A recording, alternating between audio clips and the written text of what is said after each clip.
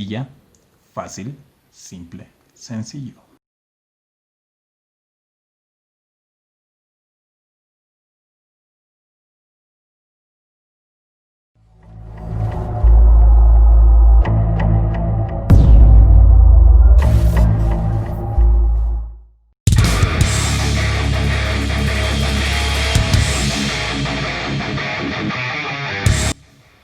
Al punto. La respiración es el proceso mediante el cual el cuerpo puede nutrirse de oxígeno y eliminar el dióxido de carbono. Y esto lo hace a través de 4 procesos. La ventilación, que se refiere a la entrada y salida de aire de los pulmones. La difusión de gases, especialmente del oxígeno y dióxido de carbono, que se intercambian a nivel de los alvéolos y de los capilares. El transporte, que es el mecanismo mediante el cual el cuerpo puede suministrar oxígeno a todos sus tejidos. Y la regulación, que es el control de estos 3.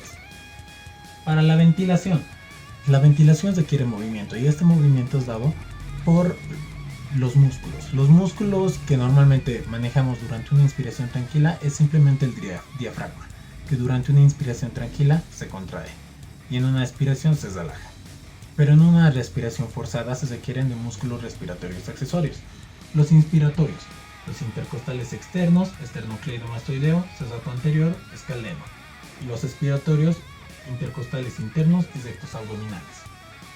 Bien, para que el oxígeno llegue hasta los pulmones, tiene que atravesar la nariz, la tráquea, los bronquios, bronquiolos, y estos se dividen hasta llegar hasta los bronquiolos terminales.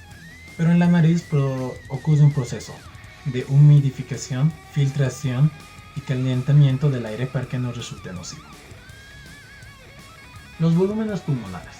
El volumen consciente se refiere al volumen de aire que normalmente inspiramos y expiramos en una respiración tranquila. El volumen de la reserva inspiratoria es el volumen máximo que podemos inspirar durante una inspiración forzada, que es aproximadamente de 3000 ml.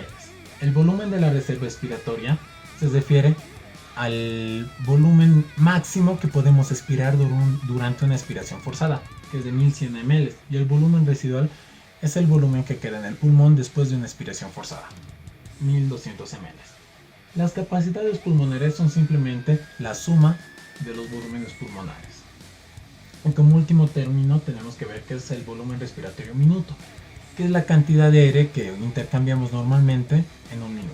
Y esto se le saca de la siguiente manera: la frecuencia respiratoria por el volumen consciente. La frecuencia respiratoria a nivel del mar es aproximadamente 12 respiraciones por minuto. Y como dijimos que el volumen consciente es de 500 ml, hacemos la multiplicación y nos sale de 6 litros por minuto. Los pulmones tienen 2 tipos de circulación. Una circulación de bajo flujo y alta presión, encargada de suministrar sangre sistémica hacia la tráquea y los bronquios, y una de alto flujo y baja presión, encargada de hacer el intercambio gaseoso de oxígeno y dióxido de carbono. Para que esto funcione de maneras adecuadas, el pulmón necesita diferentes presiones que hagan que el líquido se desplace de mayor presión a menor presión. Empezamos por la presión del ventrículo derecho, que es el lugar donde la sangre inicia su recorrido para ser oxigenada. La presión durante las sístoles es de 25 milímetros de mercurio y durante las diástoles 0,1 milímetros de mercurio. Luego la sangre pasa hacia la arteria pulmonar, donde la presión es de 25 sistólica y 8 diastólica. Una vez que la sangre llega hacia los pulmones, la presión capilar pulmonar es de 7 milímetros de mercurio, como una constante. Y luego, al volver la sangre desde los pulmones hacia el corazón, la presión en la aurícula izquierda es de 2 milímetros de mercurio. Pero a pesar de estas presiones, el flujo sanguíneo en el pulmón no es constante en todas partes, y lo podemos ver de la siguiente manera. Si dividimos al pulmón en 3 zonas, 1, 2 y 3, en la zona 1, el flujo sanguíneo no existe en ninguna parte del ciclo cardíaco, y esto se debe a que la presión alveolar del aire vence a la presión capilar, por lo tanto mantiene a los capilares contraídos y evita que haya circulación. Durante la zona 2, el flujo sanguíneo es intermitente, porque la presión capilar sistólica vence intermitentemente a la presión alveolar. En cambio, en la zona 3, el flujo sanguíneo es continuo, debido a que la presión capilar siempre es mayor que la presión alveolar. Pero para que este sistema funcione de manera correcta, el pulmón necesita mantenerse expandido, y esto se hace mediante la presión negativa del líquido pleural. Y esto a su vez lo logra a través del sistema linfático pulmonar, Es un mecanismo por el cual mantiene a los alvéolos secos y drena el líquido excesivo. Y gracias a esto, el líquido pleural tiene una presión negativa de -7. Cuando todo este sistema falla, se pueden producir enfermedades, como ser edema pulmonar o desame pleural. Las cosas son muy diversas. Dentro de las principales tenemos la insuficiencia cardíaca, el bloqueo linfático, incluso algunas infecciones pueden desencadenar en estas enfermedades. El edema pulmonar se refiere a la retención de líquido en los alvéolos. El desame pleural es líquido suelto en la cavidad pleural. Una vez que el aire se encuentra en los pulmones, tiene que moverse a través de una membrana, y esto lo hace a través de una fuerza que es la difusión. La difusión es el movimiento aleatorio de moléculas a través de una membrana, de mayor presión a menor presión. Primero tenemos que repasar algunas presiones que tenemos en el aire. El aire está compuesto en un 72% de nitrógeno, un 21% de oxígeno y un 7% de otros gases disueltos. Todos juntos hacen una presión de 760 milímetros de mercurio, que es lo que equivale a una atmósfera. Esto es lo que introducimos a nuestro cuerpo cada vez que respiramos. Bien, una vez dentro de los pulmones, el aire tiene que moverse a través de un líquido, y esto lo hace por difusión. Pero la difusión a través del líquido depende de varias cosas. Por ejemplo, la diferencia de presión, la solubilidad de un gas, el área transversal del líquido, la distancia de difusión, el peso molecular del gas y la temperatura del líquido. Esto es muy importante y ahora veremos por qué. La mayoría de la difusión, toda la difusión ocurre dentro de la unidad respiratoria, también llamada lobulillo respiratorio, que está compuesto por un bronquiolo respiratorio, el atrio, los conductos alveolares y los alvéolos. Los alvéolos son principalmente importantes porque son el lugar principal de difusión. Aproximadamente tenemos 300 millones en cada pulmón. Estos alvéolos tienen una membrana, la membrana respiratoria. Esta membrana respiratoria tiene un grosor tan pequeño de 0,2 a 0,6 micrómetros. Es sumamente pequeño, pero si lo doblamos en tamaño puedes tener un área de superficie de 70 metros cuadrados. Ahora esta membrana respiratoria está compuesta por el líquido surfactante, el epitelio alveolar, membrana basal epitelial, el espacio intersticial, membrana basal capilar y la membrana endotelial. Bien, ahora nos toca hablar de el transporte del oxígeno y del dióxido de carbono hacia los tejidos. Ya habíamos dicho de que la principal fuerza que impulsa el movimiento es la difusión.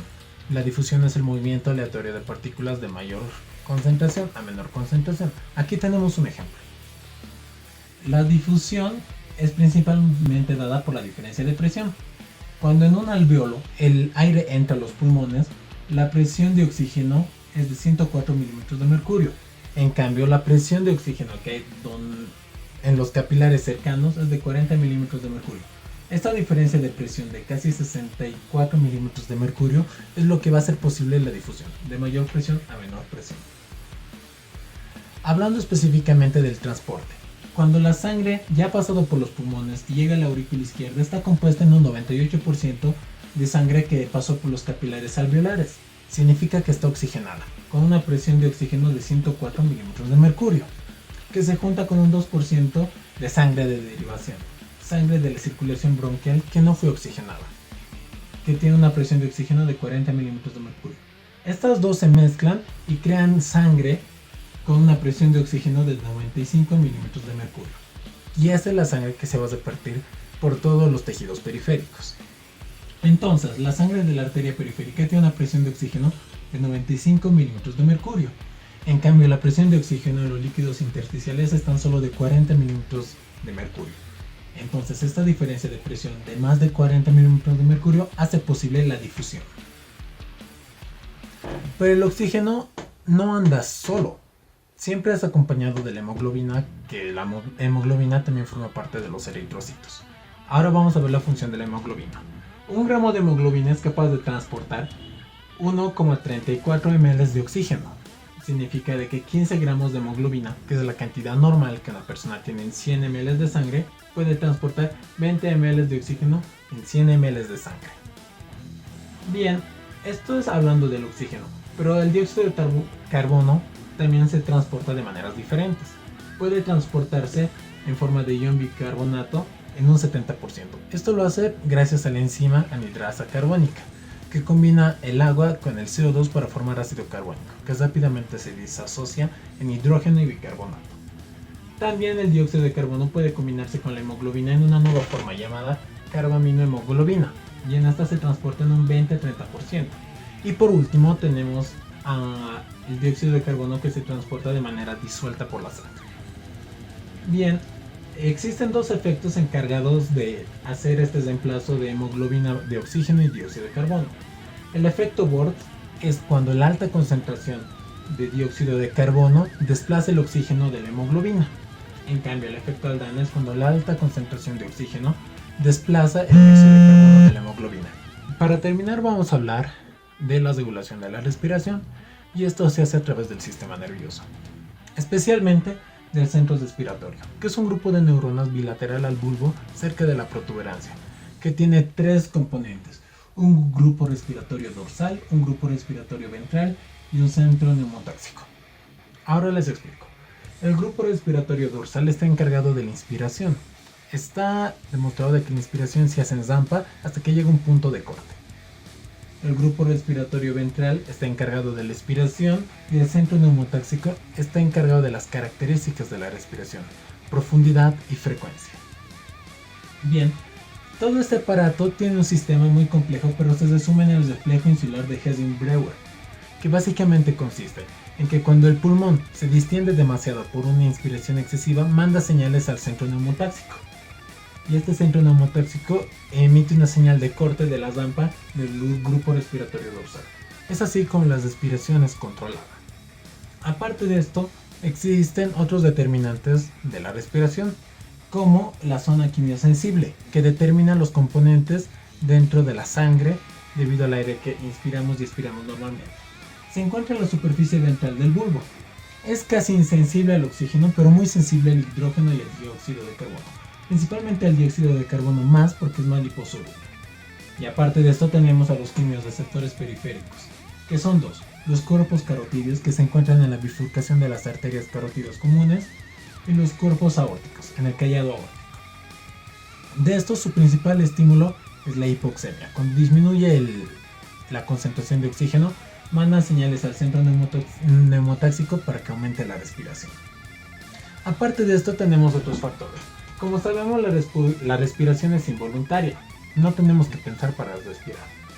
Entonces, el sistema nervioso autónomo se compone de dos partes: un simpático, que aumenta la frecuencia respiratoria, y un parasimpático, que la disminuye. Pero de vez en cuando nosotros podemos modular a voluntad la respiración, y esto se hace a través de las fibras motores que inervan los músculos respiratorios.